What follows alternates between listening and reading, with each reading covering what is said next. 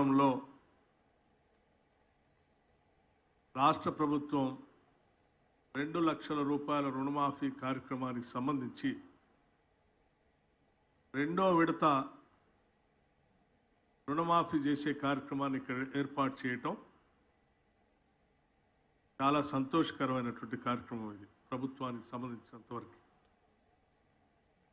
అంటే ఆనాడు శాసనసభ్యులుగా సభలో ప్రమాణ స్వీకారం చేసినటువంటి వెంటనే గంటల సమయం కూడా వృధా చేయకూడదన్నటువంటి ఆలోచనతో ఇక్కడి నుంచే ఉచిత బస్సుని మహిళల కోసం ఏర్పాటు చేసినటువంటి పథకాన్ని, రాజీవ్ ఆరోగ్యశ్రీ పథకాన్ని ప్రారంభోత్సవం చేసి ఈ రాష్ట్ర ప్రభుత్వం ప్రతి క్షణం, ప్రతి నిమిషం, ప్రతి గంట, ప్రతిరోజు ఇచ్చినటువంటి వాగ్దానాలే కాకుండా ప్రజల మేలు కోసం ఎంత తప్పిస్తుందో చెప్పటానికి ఇది ఉదాహరణగా నేను మీ దృష్టికి తీసుకొని వస్తాను.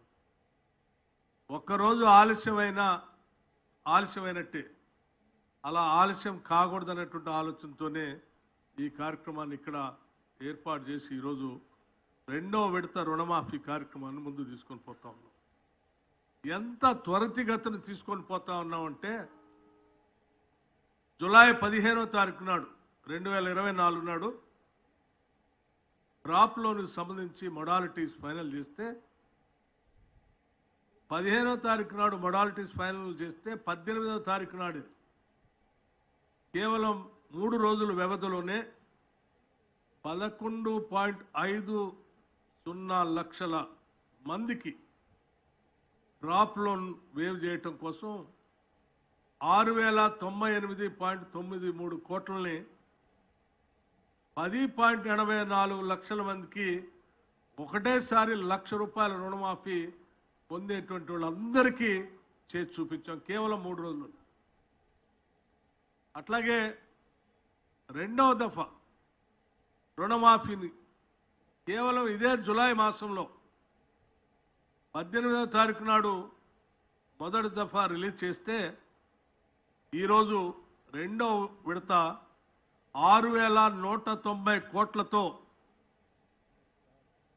దాదాపు 6,40,823 లక్షల అకౌంట్స్ సంబంధించి ఈరోజు 5,45,407 మంది కుటుంబాలకి ఈరోజు లోన్ వేవర్ చేస్తూ ముందుకు పోతా ఉన్నాం. అకౌంట్స్ వచ్చి 6.4 లక్షలు, కుటుంబాలు వచ్చి 5.95 లక్షలు, అమౌంట్ వచ్చి 6,190 కోట్లు.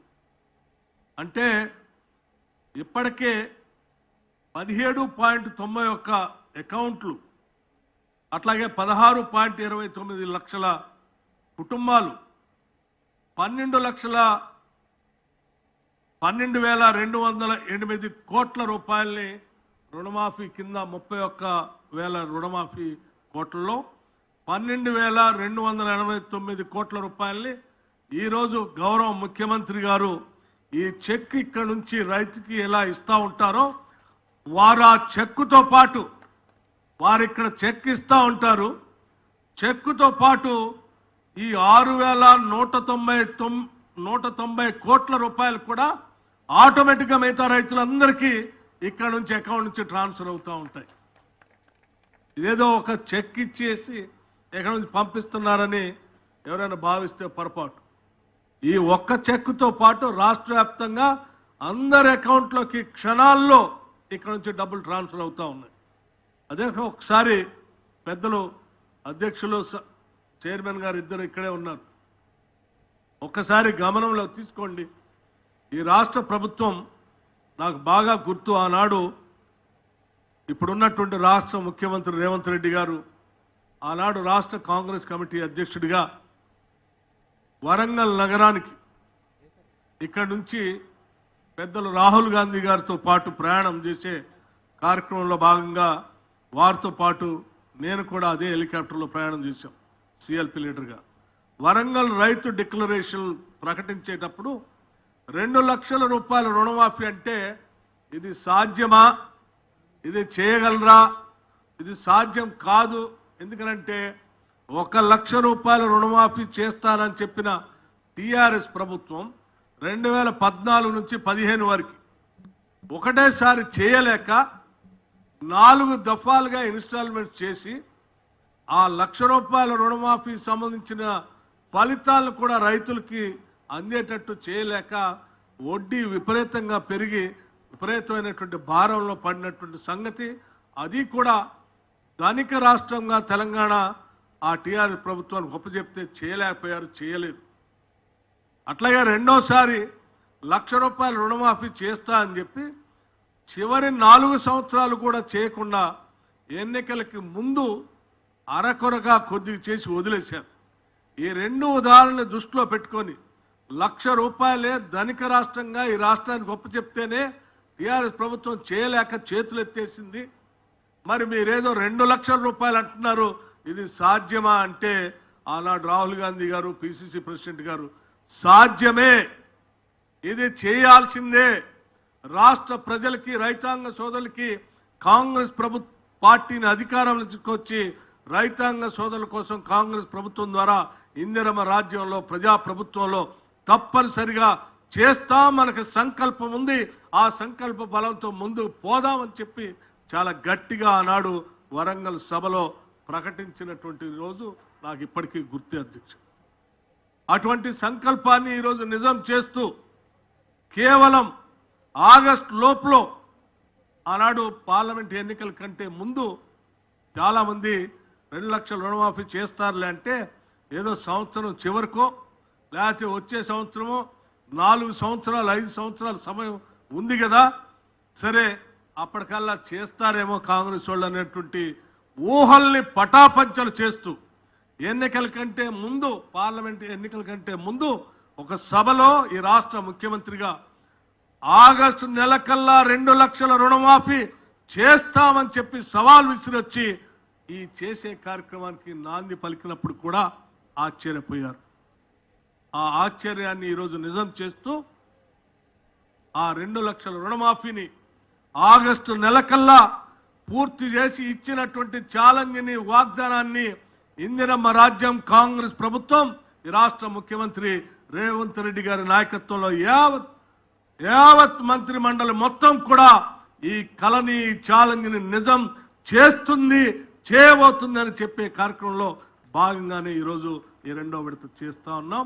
మిగతాది ఆగస్టు నెలలో కూడా పూర్తి చేస్తామని చెప్పి యావత్ రైతాంగ సోదరులందరికీ మనవి చేస్తూ కేవలం ఈ 2 లక్షల రూపాయల రుణమాఫీ కాదు, ఇంతకుముందు వ్యవసాయ శాఖ మంత్రి గారు చెప్పినట్టు రైతు బీమాకు సంబంధించి 1,580 కోట్లు రాష్ట్ర ప్రభుత్వం రైతు సోదరులందరికీ కడతా ఉంది.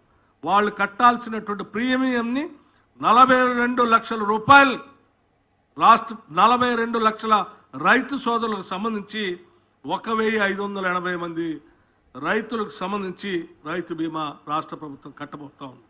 అట్లాగే క్రాప్ ఇన్సూరెన్స్ 10 సంవత్సరాలు టీఆర్ఎస్ ప్రభుత్వం గాలికి వదిలేస్తే ఈనాడు ఇందిరమ్మ రాజ్యం రైతు సోదరుల్ని రుణమాఫీతో పాటు 1,350 కోట్ల రూపాయలతో క్రాప్ ఇన్సూరెన్స్ కూడా రాష్ట్ర ప్రభుత్వం రైతుల కోసం చేయబోతుందని చెప్పి ఈ సందర్భంగా మీ అందరికీ మనవి చేస్తూ రాష్ట్రంలో ఉన్నటువంటి రైతాంగ సోదరులందరికీ ఈరోజు పండుగ దినం లాంటిది.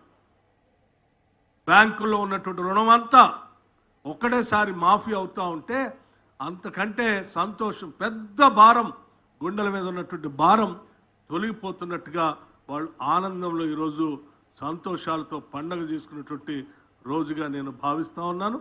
అట్లాగే రైతులతో పాటు మా ప్రభుత్వం ఎప్పుడు నిరంతరం బ్యాంకర్స్తో మాట్లాడతాం. అయ్యా మీకు ఒక్కసారే 31,000 కోట్ల రూపాయలు ఇన్ని లక్షల మంది అకౌంట్లోంచి ఒకటే అకౌంట్ నుంచి ప్రభుత్వం నుంచి బకాయి కట్టడం అనేది దేశ చరిత్రలో ఎప్పుడు జరగలేదు. 31,000 కోట్ల రూపాయలు ఈ దేశంలో ఉన్న ఏ రాష్ట్రం కూడా ఒకటేసారి ప్రభుత్వం నుంచి రుణమాఫీ చేసి కట్టిన దాఖలాలు లేదు. ఈవెన్ బ్యాంకింగ్ చరిత్రలో కూడా అంత పెద్ద ఎత్తున మేము మీకు బాకీ కడతా ఉన్నాం. కాబట్టి ఇన్ని లక్షల రైతుల తరఫున మీరు కూడా విశాలమైన హృదయంతో స్కేల్ ఆఫ్ ఫైనాన్స్ పెంచడమే కాకుండా టైమ్లీ లెండింగ్, వాళ్ళకి కావాల్సినంత లెండింగ్ రైతాంగ సోదరులకి అందివ్వాలని చెప్పి ఈ రాష్ట్ర ప్రభుత్వం తరఫున మీ అందరికీ నేను విజ్ఞప్తి చేస్తూ ఇంత బృహత్తర ఉన్నతమైనటువంటి కార్యక్రమాన్ని చేయటానికి అవకాశం కల్పించినటువంటి కాంగ్రెస్, అఖిల భారత కాంగ్రెస్ నాయకత్వానికి, రాష్ట్ర ముఖ్యమంత్రికి, మంత్రిమండలి సహచరులకి, కాంగ్రెస్ పార్టీ శాసనసభ్యులకి, కార్యకర్తలకి, నాయకులకి, రైతాంగ సోదరులందరికీ పేరు పేరున నా హృదయపూర్వకమైనటువంటి కృతజ్ఞతలు, ధన్యవాదాలు తెలియజేసుకుంటూ ముగిస్తా ఉన్నాను.